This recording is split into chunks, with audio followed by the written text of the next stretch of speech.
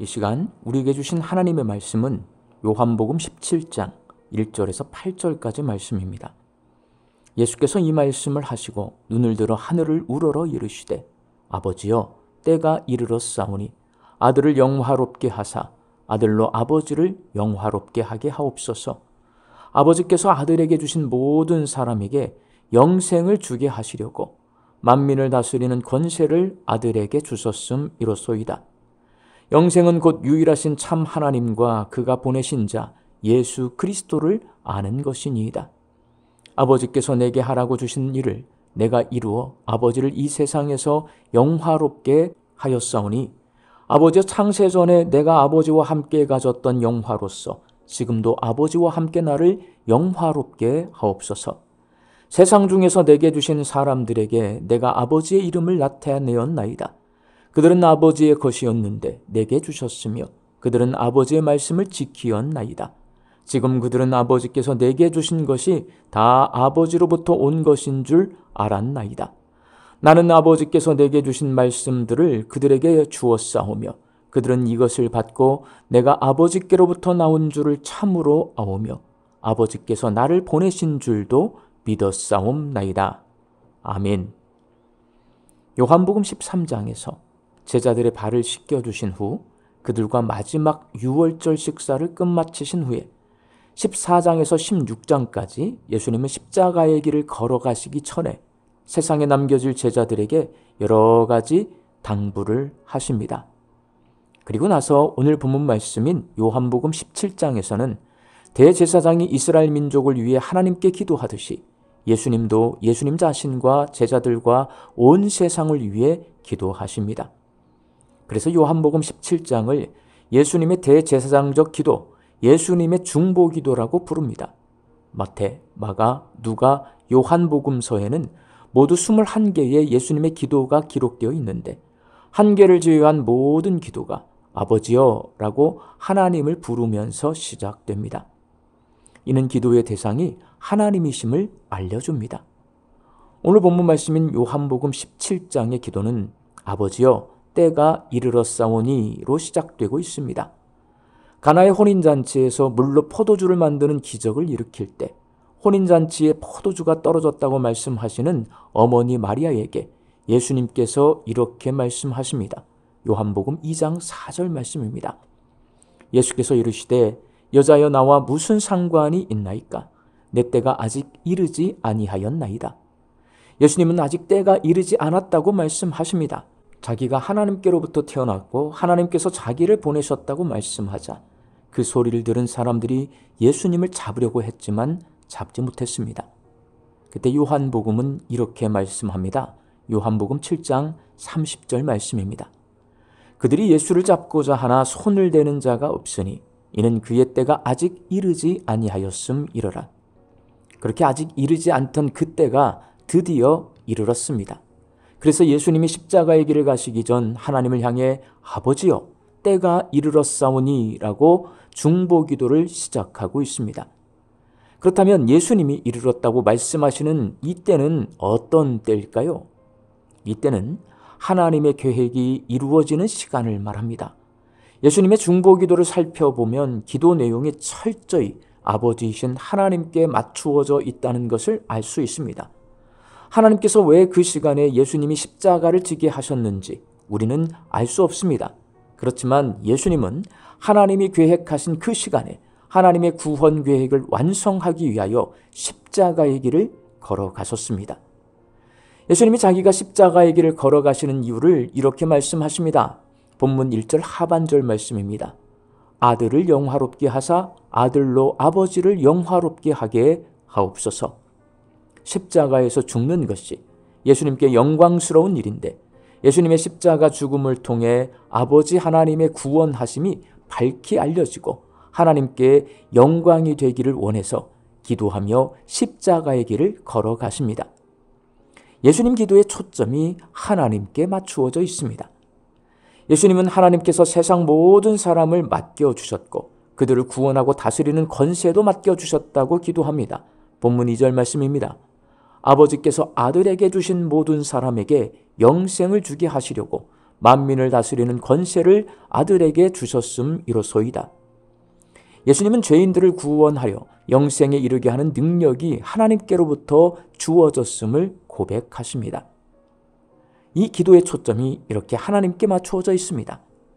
죄인이 구원받아 영생을 얻을 수 있는 방법은 하나님을 아는 것이고 하나님이 보내신 예수 그리스도를 아는 것이라고 기도하시고 예수님의 구원 사역도 하나님께서 맡겨주신 일이고 예수님이 세상에 오셔서 하신 일은 하나님의 이름을 나타내는 일이었고 심지어는 예수님이 택하여 세운 12제자도 하나님의 것이라고 말씀하십니다. 본문 6절 말씀입니다. 세상 중에서 내게 주신 사람들에게 내가 아버지의 이름을 나타내었나이다. 그들은 아버지의 것이었는데 내게 주셨으며 그들은 아버지의 말씀을 지키었나이다. 예수님은 제자들에게 하나님의 말씀을 가르쳤고 예수님이 하나님께로부터 나왔고 하나님께서 예수님을 보내셨다는 것을 가르쳐서 제자들이 믿게 하셨습니다. 그 제자들은 자신의 것이 아니라 아버지이신 하나님의 것이라고 기도하고 계십니다. 십자가 죽음을 눈앞에 두신 예수님의 기도는 이렇게 철저히 하나님께 초점이 맞추어져 있고 아버지 하나님을 영화롭게 하고자 하는 열망으로 가득 차 있는 기도입니다. 사랑하는 광주 양림교회 성도 여러분, 돈 씀씀이를 보면 그 사람이 어떤 사람인지 알 수 있고 평상시 태도를 보면 그 사람이 어떤 사람인지 알 수 있듯이 그 사람의 기도를 보면 그가 어떤 사람인지를 알 수 있습니다. 요한복음 17장에 기록되어 있는 예수님의 중보기도를 보면 예수님이 얼마나 하나님 중심적인 분이시고 하나님의 영광을 드러내는데 열정적이었는가를 알 수 있습니다. 우리는 예수님의 제자입니다. 그러니 우리도 예수님을 닮아서 하나님 중심의 삶을 살아야 하고 하나님의 영광을 드러내기 위해 힘써야 합니다. 예수님처럼 하나님을 영화롭게 하기 위해 먼저 하나님의 뜻을 깨닫고 그 뜻을 이루기 위해 기도하고 하나님께서 맡겨주신 일들을 충성스럽게 감당해야 합니다.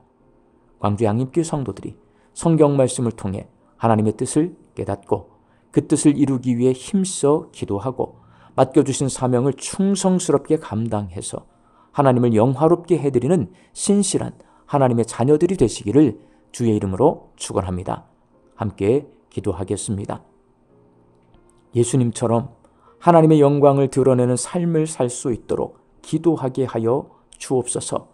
하나님의 뜻을 깨달아 알게 하여 주시고 그 뜻을 이루기 위해 하나님 앞에 힘써 기도하게 하여 주시옵시며 하나님께서 우리에게 맡겨주신 일들을 충성스럽게 감당하는 저희들의 삶이 되게 하여 주옵소서. 내일은 거룩한 주일입니다. 이 하루 거룩하고 경건하게 살면서 하나님께 올려드릴 예배를 준비하게 하여 주옵소서. 준비된 예배를 하나님 앞에 올려드릴 때에 우리의 예배 가운데 임재하시는 하나님을 만나게 하여 주시어서 내 인생이 회복되고 내 신앙이 회복되는 거룩한 예배의 시간이 되게 하여 주옵소서.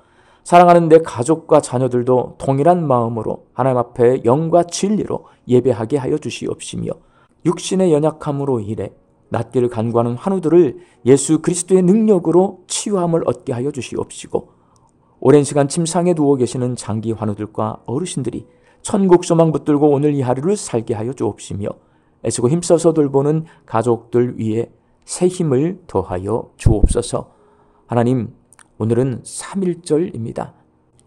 우리 조상들이 간직하고 있던 나라 사랑하는 마음 우리에게도 있게 하여 주시옵시고 우리나라가 참 혼란스러운 시기를 살고 있는데 우리 믿는 자들이 깨어 기도하며 하나님의 도우심으로 이 혼란스러운 상황을 잘 이겨내며 나가서 온 세상 사람들이 대한민국을 이토록 좋아하는 이 시기에 땅끝까지 이르러 복음을 전하는 우리 조국 대한민국이 되게 하여 주옵소서.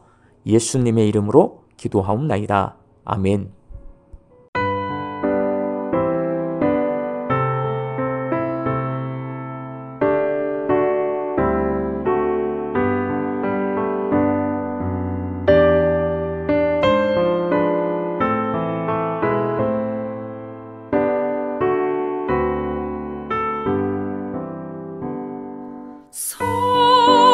성자의 귀한 몸 날 위해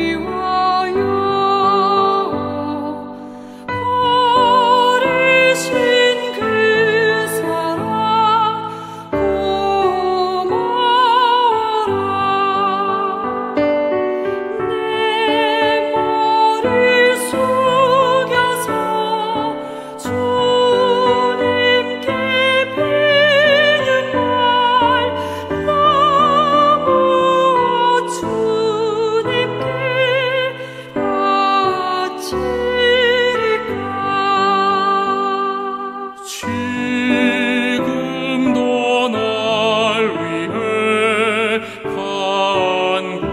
간구하심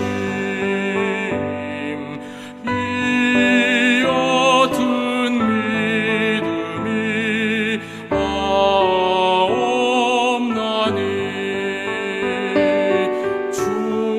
주님의 참사랑 고맙고 놀라워 찬송과 기도를 쉬지 않네.